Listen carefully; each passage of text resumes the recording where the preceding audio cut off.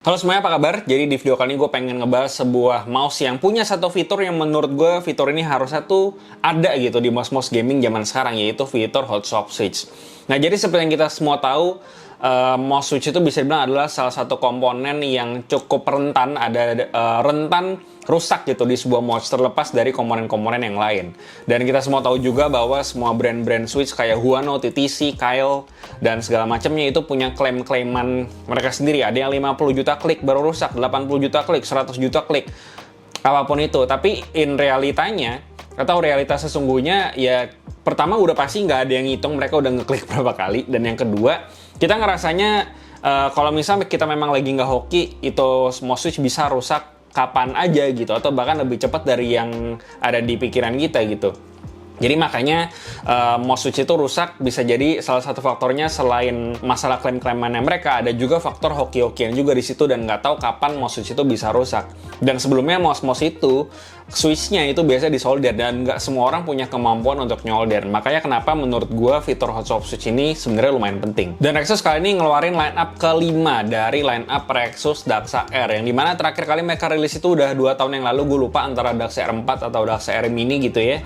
Dan ini akhirnya mereka ngeluarin iterasi kelimanya, dan akhirnya punya fitur hot swap switch ini. Dan ini fitur yang bagus menurut gue, dan langsung aja gue bahas soal mouse ini. Oke, jadi Daxa R5 ini dia pricingnya di 969.000, atau launching price-nya itu di 949.000 atau 950.000. Dan di 950.000 ini kita udah dapat mouse yang pakai sensor Pixar 3950, jadi otomatis polling rate-nya dia udah 4K, punya hot swap switch, koneksinya 3 mode, dan menurut gue cukup masuk akal dia ada di range harga 950 ribuan ini. Tapi ya langsung aja gue bahas dulu sebelum mengambil kesimpulan. Nah, secara shape ini dia lumayan buat gue nostalgia, karena secara shape ini lumayan mengingatkan gue sama line up-nya Zowie ZA series. Secara dimensi gue lupa ini persisnya di Zowie ZA 11, 12, apa 13. Tapi secara shape dia lumayan mirip karakteristiknya. Jadi dia di bagian tengahnya itu dia ham-nya lumayan tinggi ya. Jadi dia secara shape itu lumayan mengerucut di bagian kemiringannya. Kalau misalkan mau dibandingin sama G Pro Wireless itu dia punya kemiringan yang bisa dibilang lebih landai daripada si Daxa R5 ini. Kayak gitu. Jadi secara fisik memang kelihatannya lumayan mirip, tapi sebenarnya kalau dari tangan dia rasanya lumayan beda banget sih.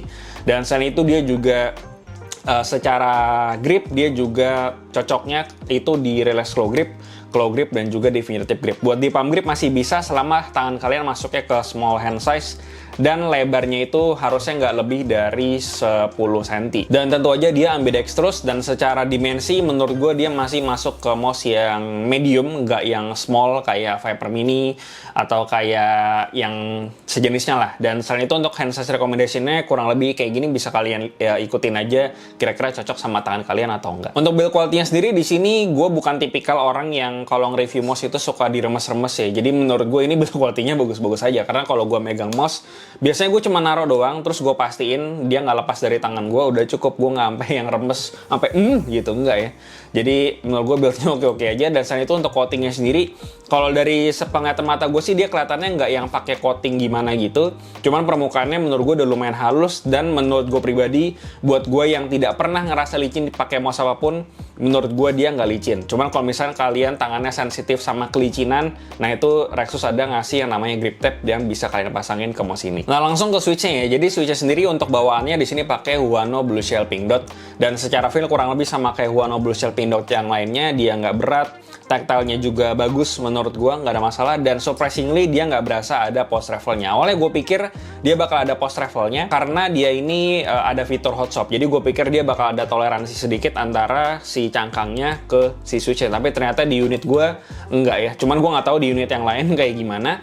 Dan untuk metode hot swap sendiri dia itu dari bawah, dan kita bisa buka kompartemen yang ada di bawah. Dia ada 2, kanan sama kiri, bisa dibuka aja kayak buka ya. Kalian bisa lihat dari sini cara bukanya cukup gampang, kalau kalian lihat sendiri udah bisa.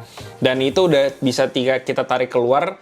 Dan untuk nyabut si switch-nya kita kebetulan ada dikasih yang namanya pinset atau IC extractor gitu, dan kita tinggal tarik si switch-nya keluar dan pasang switch baru kalau kalian memang berencana untuk ganti. Caranya menurut gue cukup mudah, sesimpel itu doang. Cuman menurut gue bakal lebih enak lagi masang switch-nya kalau misalkan kabelnya ini dia sedikit lebih panjang karena menurut gua kabelnya berasa lumayan pendek ya. Jadi untuk narik si switchnya perlu diputar dikit si mouse switchnya biar lebih gampang ditarik. Yaitu sebenarnya lebih ke nitpicking aja sih ya. Cuman ya ini udah bisa dan cabutnya pun juga menurut gue udah cukup gampang. Oh ya, dan untuk switch ekstranya itu kita ada dapat 4 ya. Jadi sebenarnya total itu 5 sama yang ada di mouse bawahnya. Dan untuk switch ekstranya itu kita ada dapat KL Blue GM8, Huano Yellow, TTC Gold, sama KL Black. Dan silakan kalian cobain aja sendiri sesuai sama selera masing-masing. Dan buat suaranya kurang lebih kayak gini.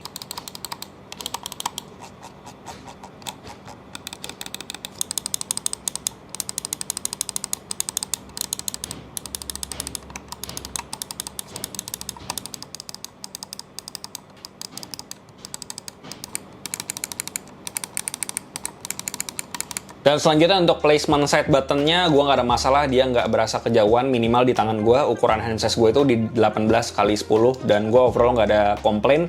Dan untuk scroll wheelnya, menurut gue secara scroll wheel dia tactile-nya lumayan berasa, tapi dia berasanya lebih soft. Jadi bukan yang krak-krok gitu ya.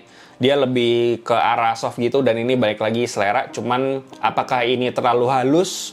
Menurut gue enggak, karena resistensi atau tactility tiap dari putarannya itu masih lumayan berasa. Oh ya, untuk paket pembeliannya juga udah cukup lengkap. Kita ada dapat kabel, dapat dongle buat mouse-nya, terus dapat ekstra 4 switch yang tadi, dapat pin set juga, dapat grip tab, sama ekstra mouse fit juga kalau memang diperluin. Dan secara paket pembelian ini udah lengkap. Terus buat di bagian bawahnya kita bisa ganti mode si koneksinya ya, bisa 2,4 wire sama Bluetooth, dan sebelah kanannya ada DPI button. Dan overall gue nggak ada masalah sama sekali untuk placement dari button-buttonnya. Dan selain itu untuk koneksinya sendiri, di sini gue udah nyobain make 2 mouse dongle, pakai headset yang ada dongle-nya juga. Di sini untuk koneksinya so far aman, gue nggak nemuin intervensi sama sekali. Cuma baik lagi beda setup, bisa beda hasil juga. Dan selain itu juga untuk masalah delay-delayan, tentu aja mouse-mouse zaman sekarang yang pakai dongle 2,4 GHz semuanya udah nggak ada masalah, semuanya udah berasa kayak pakai kabel.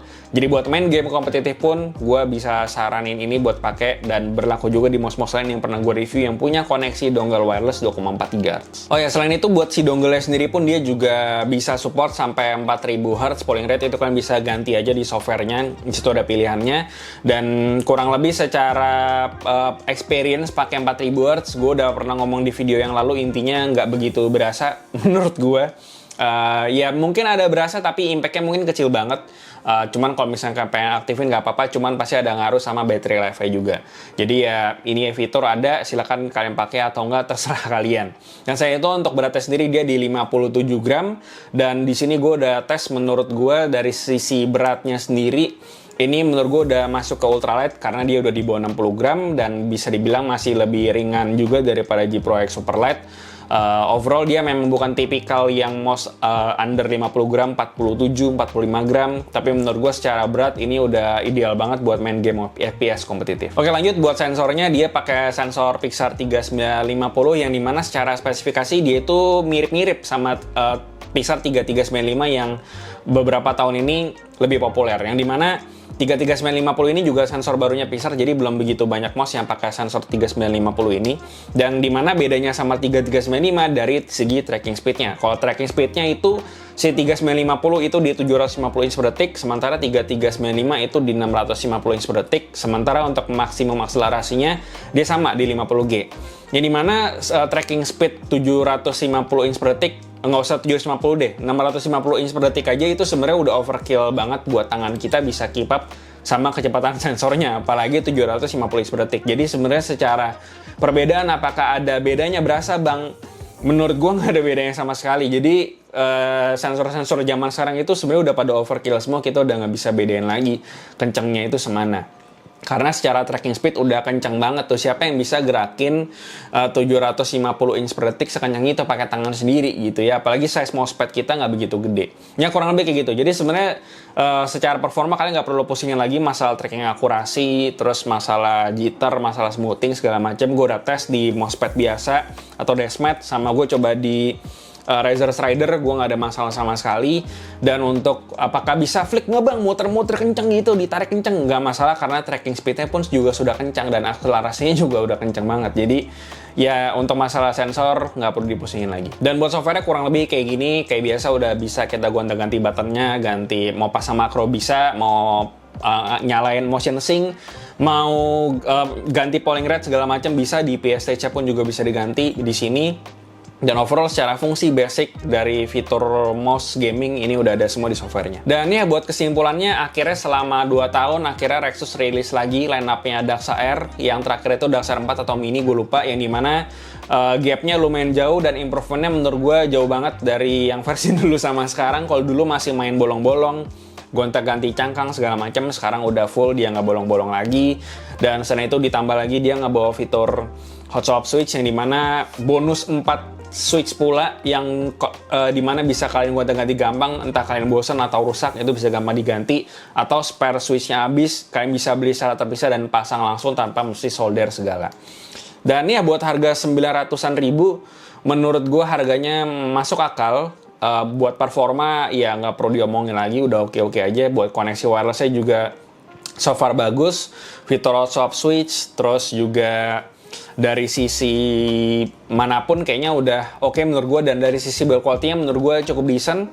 Dan ya buat harga 900.000 ini salah satu mouse yang menurut gue cukup oke buat kalian lirik, apalagi kalau kalian cari mouse gaming dengan 3 koneksi ini, karena 3 koneksi ini menurut gue fleksibel, 2,4 nya bisa buat main game, Bluetooth-nya bisa dipakai buat pergi. Oh ya, dia juga punya koneksi Bluetooth tadi, kayaknya gue lupa bilang.